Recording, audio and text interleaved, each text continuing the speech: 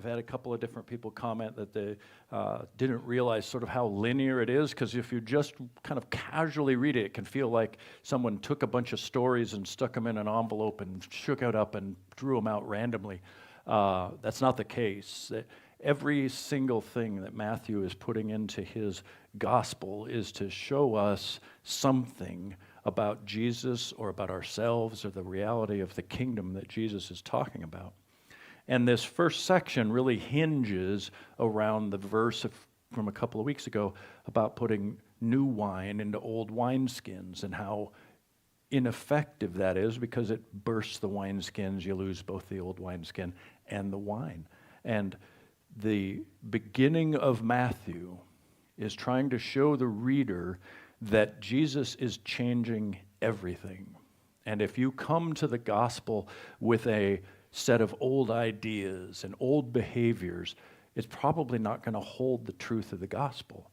And so after going through the Sermon on the Mount and talking about all these different ways that Jesus wants us to understand reality differently. He wants us to pray for our enemies, love our enemies. He wants us to avoid certain behaviors, not because you're going to be a murderer, but actually just the condition of your heart can cause you to be the equivalent of a murderer. He's redefining everything and wanting his followers to understand if you make the decision to be a follower of Christ, not just a believer that Jesus was a special man or even that Jesus was the Messiah, but if you're going to follow him, everything literally changes. And he gives us example after example about that, and then shows us how many different encounters there are between Jesus and strangers that are showing that this new gospel is open to anybody who's coming. Anybody who wants to be a part of what Jesus is doing. Doesn't matter if you're a Roman, doesn't matter if you're a Jewish betrayer becoming a tax collector, doesn't matter if you have leprosy, anyone is welcome to come. But the expectation is this understanding that you have to change. You can't bring you into the kingdom. You will be given a new you when you get into the kingdom. And that's what Jesus is wanting people to understand. And as he's going through his travels, more and more people are following Jesus out of curiosity. We see that crowds are following Jesus. Occasionally, some of those crowds are folks that are actually interested in who is this guy and what's he saying I have to be. Most of them are wanting to see a new sign or a new wonder or hear some catchphrase or something. And we see over time they come and they go. Ultimately all the way to the end of Jesus' life where they're laying down palms and excited about him coming to town and then literally crucify him a couple of days later. That's how fickle the followers, the pursuers of Jesus are at that time. Now, our text here today, which Al read, says Jesus went through, and it's giving us a picture now, a kind of a bigger overview. Jesus is going through all the towns and villages. So this covers a bit of time. Jesus is traveling from village to village and town to town, teaching in their synagogues, proclaiming the good news of the kingdom, and healing every disease and sickness. So he's going into town after town after town, talking about this kingdom that he's bringing. It's going to be a change of understanding of what Israel is. It's not what they thought. They had beliefs about who the Jewish people were and what they would become and how the new Messiah that comes would change everything and bring them above Rome and that they would now kind of rule the world. But Jesus is proclaiming the good news of a kingdom that's not of this world, and he's slowly going to reveal that. And to reveal that, he is healing every disease and sickness.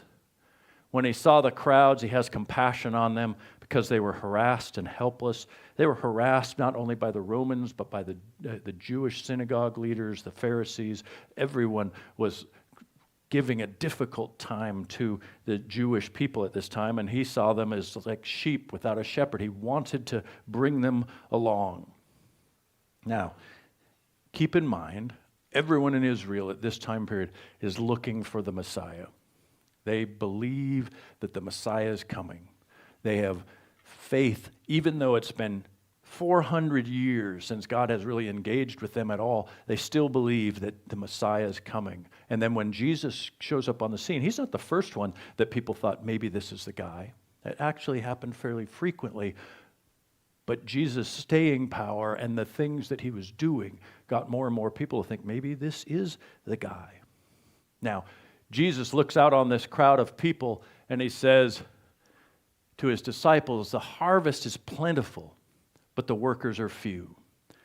Ask the Lord of the harvest, therefore, to send out workers." So the harvest is plentiful, but the workers are few. We see in a couple of the other Gospels that Jesus is literally looking out and saying that the fields are ripe for harvest. That we can literally go out and pick the fruit of mankind, but we need some workers to go do it. He's looking at this set of people that are lost, that are challenged, that are trying to figure out what is this faith that we have. Send out workers into the harvest field. Now, when we read this verse, when we read any verse, what we're trying to do is figure out, well, how do we apply that? Is it still true that the harvest is plentiful and the workers are few? The workers are few part, I think, is probably still true. The harvest is plentiful, I'm going to contend, is not so true anymore. When Jesus was talking, he was talking about a nation of people that fully expected a change. He was talking about Israel, which had for 400 years been expecting a Messiah, and Jesus is looking out over those people and saying, the Messiah is now here, we just have to get the word out. If we could just get the message out, there is fruit all around us. But now in our society, 62% of Americans claim Christianity as their faith. Another 15% of those people, the non-62%, claim that they were previously followers and are not anymore. They used to believe in Christianity, so we go from 62 to 77%. That's over 3/4 of the people have made their decision about Christ. In Israel, nobody had made their decision about Christ. In Israel, there is an anticipation of a Messiah coming. In 20th, 21st century America, there's no expectation of a Messiah. There's no anticipation of a visitation from God. There's nobody out there that's going, I've been hearing about this for 400 years, and I expect it to happen today or in my lifetime.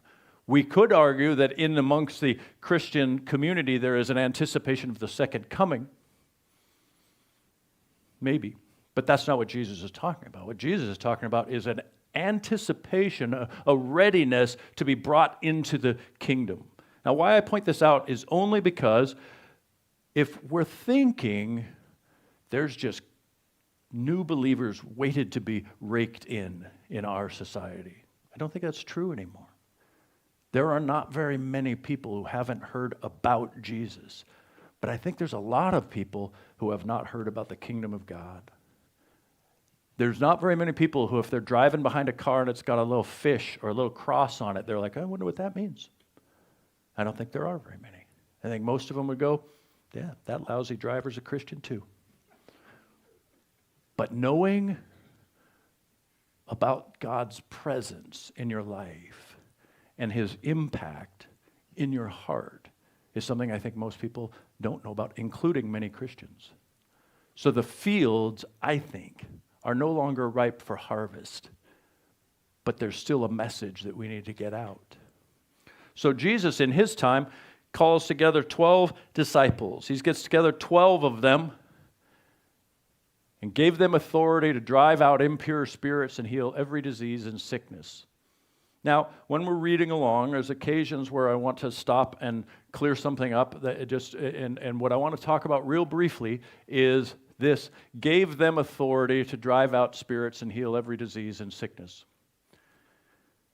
This is not a sermon about spiritual gifts. It's not a sermon about God's power. It's not a sermon about any of the things but what it is a sermon that's going across this verse, and I want to make it as clear as I can.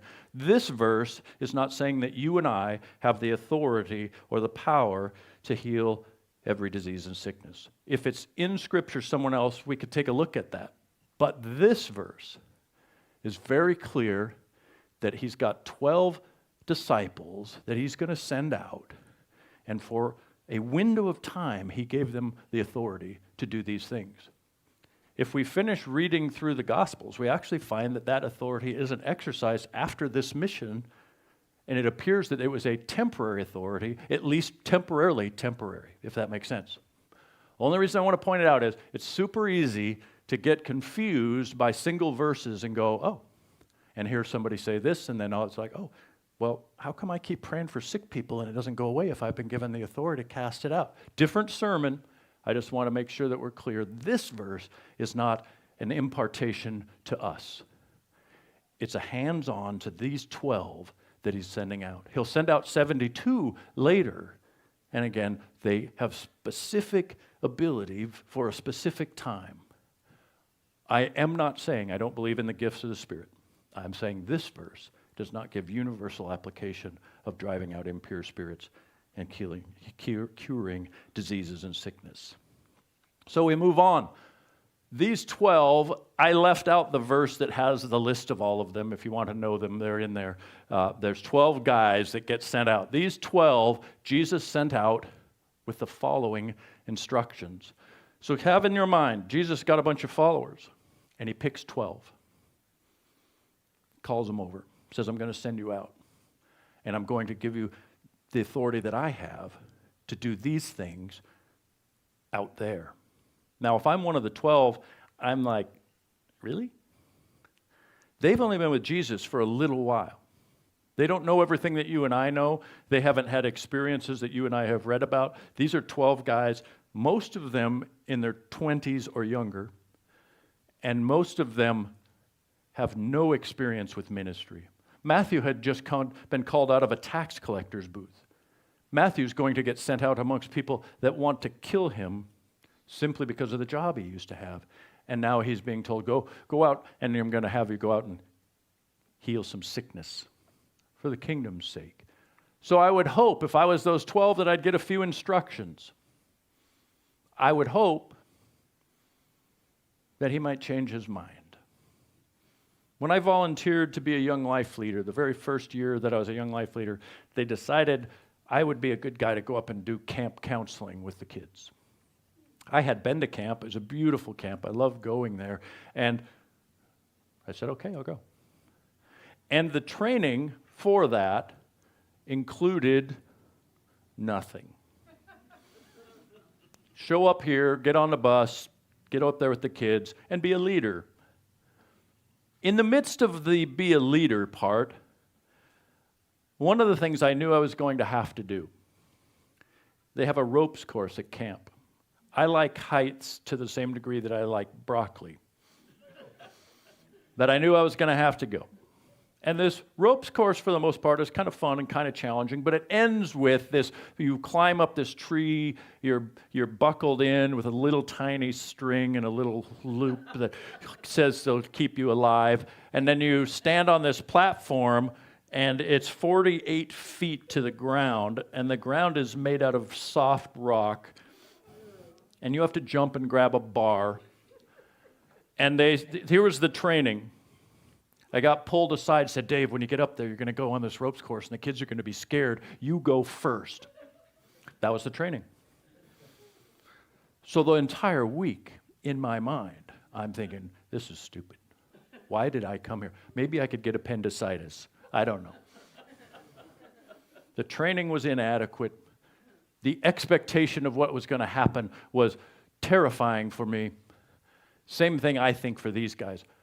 But Jesus gave them some instructions. He said, don't go amongst the Gentiles or enter into any town of the Samaritans. He's limiting who they're going to go to. They have just watched Jesus go into some very unfriendly territory and be successful.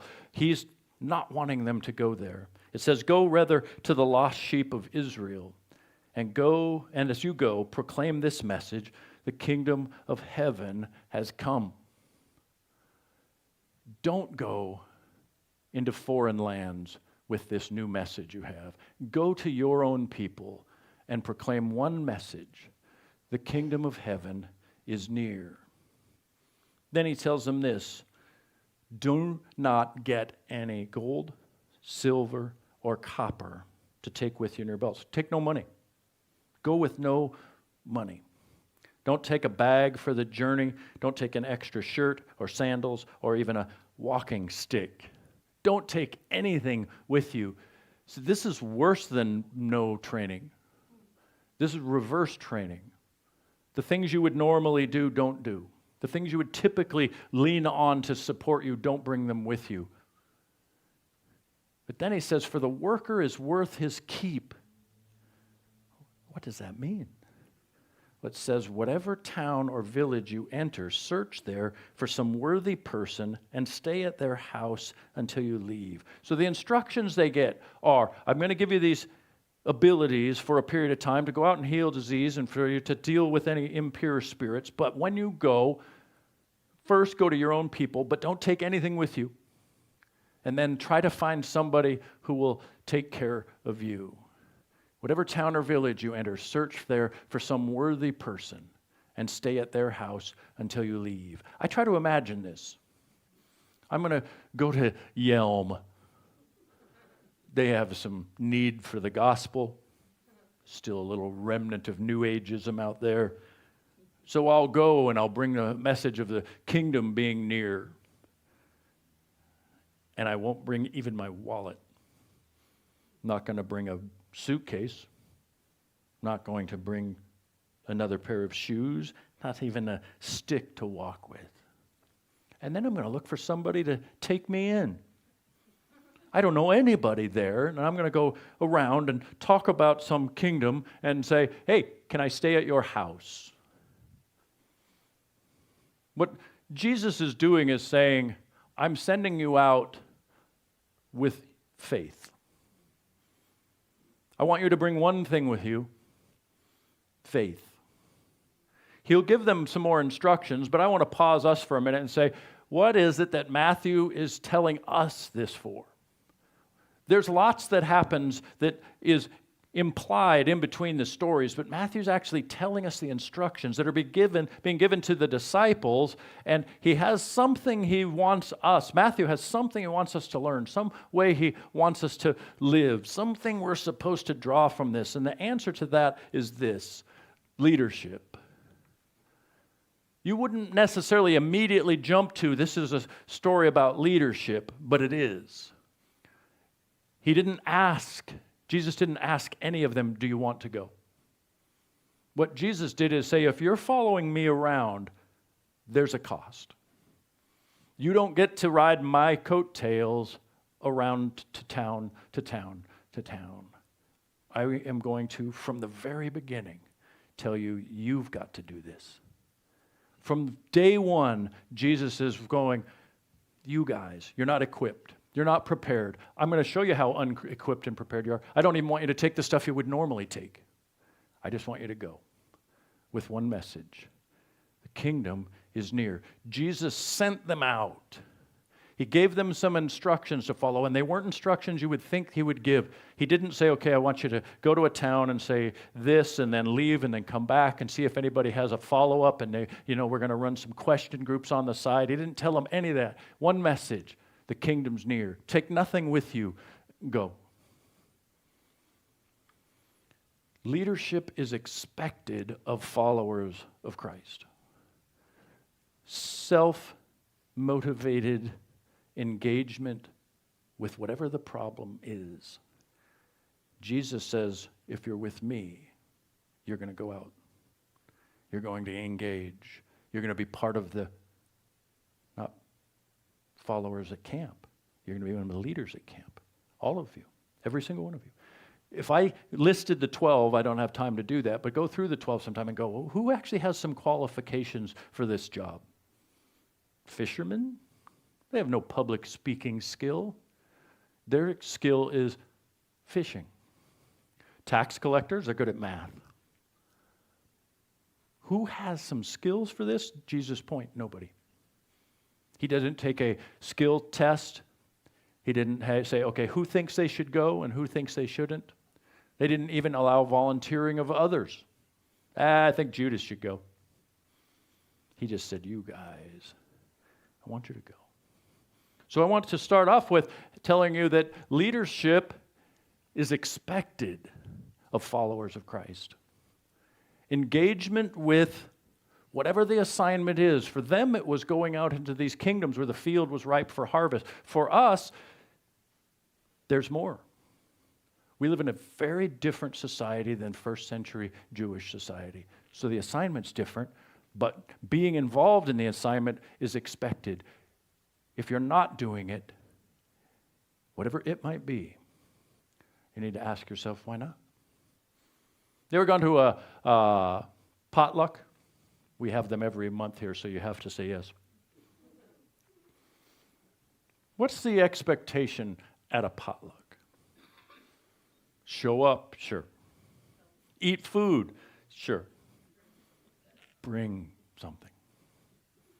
The expectation. We put out sign-up sheets so that we don't get like 47 desserts and a bunch of salads. But that was for variety. The expectation, this is not a pitch for our next potluck, but the expectation is if you're going to a potluck, you're going to bring something to it. Why? Because that's how it works. The expectation in God's kingdom is if you're coming along with Jesus, you're engaging in the job. And you're taking leadership to do it. It's expected of you. The second thing is it's costly. These people following Jesus around had left their jobs. A couple of them are married. Can you imagine going home? Hey, honey, I'm leaving for a while. How long? I don't know. Where are you going? I'm not sure. What are you going to take with you? Nothing. Whose idea was this? It was Jesus. It was costly to go. They left behind their livelihoods. They left behind their family for time periods. They put aside everything else for this one thing, Jesus' kingdom being brought into the community. It's difficult. Part of why Jesus said don't take anything is because it's very hard sometimes serving Jesus. We went to Kenya, 5 of us. I took everything I could think of that I might possibly maybe need. And the reason why I did is I don't do that when I'm here. Why? Because I could go buy it. If Judy and I are like, we're going to go down to Portland for a little while, I pack a half an hour ahead of time. I stuff stuff in because when I'm getting in the car, did I forget anything? My real question is, did I forget anything I can't buy there? Which would basically be my bike guard and my medication. I got those 2 things. If I forgot my swimsuit, I'll buy one. If I forgot my underwear, I'll buy them. Not at a secondhand store. I'm going to go to a real store. But my dependency is on my ability to buy stuff. When we went to Kenya, I didn't know if I could buy it. So I had an extensive list. And about 40% of what I brought, I never touched. But I was ready. Jesus was like, if I get them so they're dependent on their stuff, they're not going to be dependent on me. And they're going to be engaged with thinking, I'm only going to do this if I'm able and have everything I need. And he doesn't want us thinking like that. He wants us to think this is hard. The 2 guys that put in the floor, I came in this morning and I saw it. It looked great. And in my mind, because of something that was said at the wedding that we're at, I thought it took them both the entire day to put it in. And that's impressive that they would spend the entire day to do it. But I'm like, man, those guys are good. It was wrong. It took 3 days of 2 guys. Neither of their knees are younger than 60. Is it okay to tell them they're past 60s too? Al is too. There's old man knees putting in that floor for 3 days. It's difficult to do the things that God asks us to do. I've been in churches and I've been around people who would have said, let's just pay to have it done. And the thinking of these two servants, I can do that. It's going to hurt, but I can do it. It's going to take my time, but I can do it. That serves the community, I can do it. It's expected that you serve in God's kingdom. It's going to cost you something to do it, and it's going to be hard to do at times. I was trying to think back, this conversation came up, trying to think back to the last time I was on a vacation, out of town for a couple days or a little longer with my wife, where I didn't get a phone call or a message about something at church. And I have no memory of that. And I don't mind it, not because it's my job. It's expected. It's costly when I'm trying to find my way around to some other town and I don't know where I'm at and I'm on vacation and trying to just relax and not think about church, and it does disrupt that. But it's worth it because it's God's kingdom and it's part of what I'm involved in. It's part of the sending out that I have had put on my life, and many of you too. If you get more involved with anything, you're going to be interrupted at inopportune times. It just happens. And lastly, it's risky. We won't go there this chapter, but read the rest of chapter 10. The disciples that are being sent out continue to get coached. They get some more instructions. And there's a point where Jesus says to them, I'm sending you out like sheep amongst wolves. And then he says, be on guard. And then he says, they're going to kill you. It transitions like that.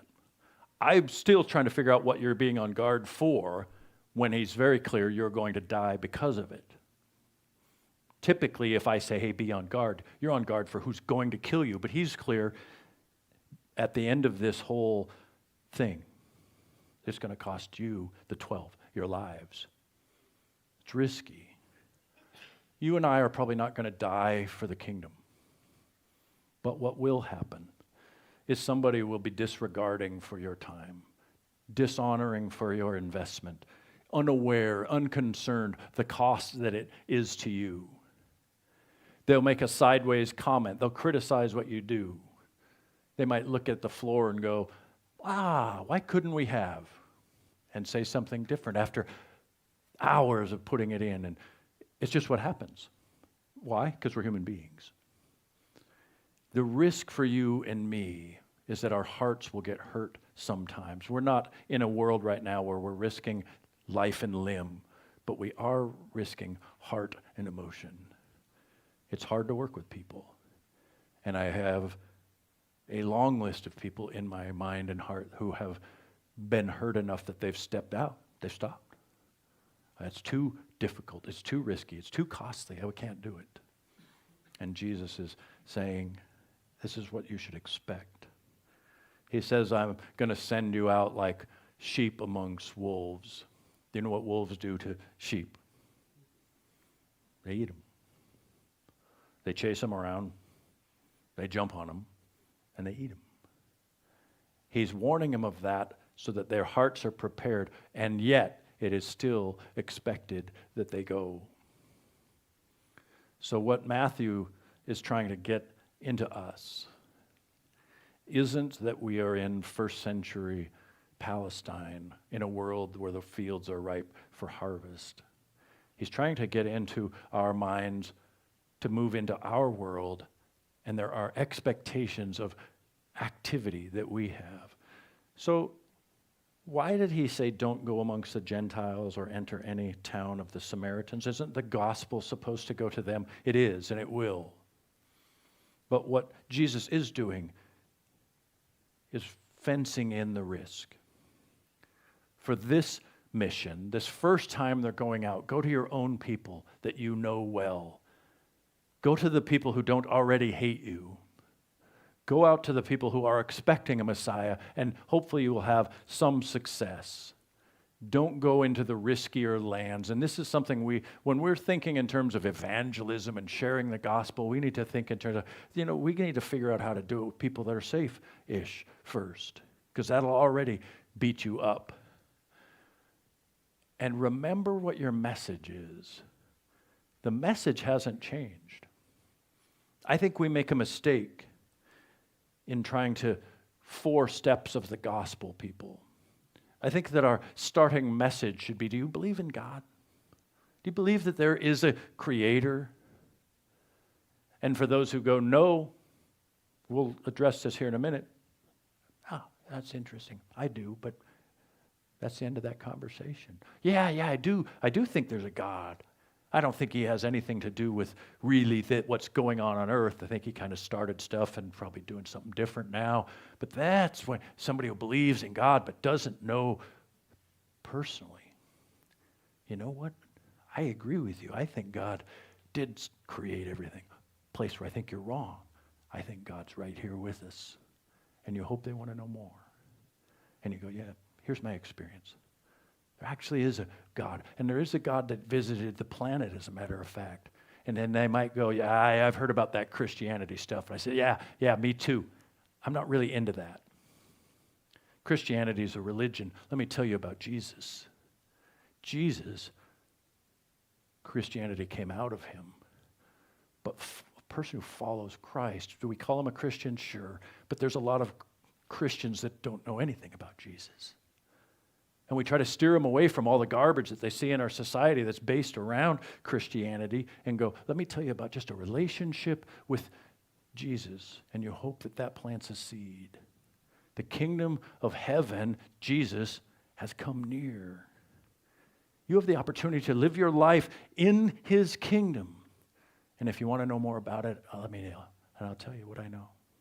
And if they don't, you walk away. As you enter the home that you're going to, this is back to their instructions that Jesus gave. Give it your greeting. That word means blessing. Put the blessing of God onto any place where they invite you in. If they invite you in for a meal, ask if you can bless their house. If they invite you to stay, ask if you can bless their house. Then it says, if the home's deserving, let your peace rest on it. That's what this is. Deserving means they're willing to have you there. But if it's not, and this directly applies to how we engage the world. If they're not interested, if anyone will not welcome you or listen to your words, then just leave. Let it go. They will not listen to your words. Leave that home or town and shake the dust off your feet. All that's meaning, it's not some disregarding, disrespectful thing. You're not kicking dirt like Lou Piniella. What you're doing is saying, they didn't want me on their soil. I'm going to go dirty my feet somewhere else. If they're not interested in our message, just walk away. Don't fight about it. Let me tell you about Jesus. He loves you. Well, I don't think he does. Well, he does, and you're going to hell because of it. That's not what we're trying to do. You're not going to scare anybody into loving Jesus. Do you know you're going to hell? If it gets me away from you. That's not how people get saved. You have the opportunity to know your Creator. Not interested, okay. But know if things get difficult sometime, you can know the one who made you. But don't fight with them about it. Leave that home. Leave that town. Walk away from that person. They're God's responsibility. Walk away. This is why I'm so troubled by the guys with the microphones down by the stadiums. It's not what Jesus said to do. They're fighting with people. They're antagonizing people. They're telling people they're going to hell. The kingdom of heaven is here. You can know your Savior. You can know your Creator. Not interested? Okay. That's the new wine. And the new wineskin is to walk into the people and be willing to let them go. You share the message that you know is truth, but you don't try to win an argument with them. Read the Gospels front to back sometime and look at how many times Jesus argues with anyone. And the only people he argues with are the self-righteous religious leaders. He does not walk the streets shaming people. He does not tell anyone they're going to hell. The kingdom of heaven is near. So what Matthew is wanting us to get when he includes this in this chapter here is going to lead into some teaching we'll talk about next week. But what he's wanting you to get is you, as a follower of Christ, should be engaged. You should be serving somewhere, doing something. Just this morning, I was walking around thinking of all the things just to get Sunday morning going. We have people working on the sound. We've got Dawn up here with a tambourine on her foot and a microphone by her knee and banging on that box, and Owen's here, and he's got his daughter here. We've got somebody making coffee, and we've got stuff going on. Just to do church for 60 of us. There's things to do. You should be serving. This is not and please, I'm not intending at all to shame. And it's like, oh, I don't do anything. Keep my head down. That's not the point. If you want to be a follower of Christ and experience his presence, you need to be serving him. Remember what Jesus said when they were arguing about who's the greatest in the kingdom? What did he say? The greatest amongst you is the one who serves all of you. It might not be fun. It might not.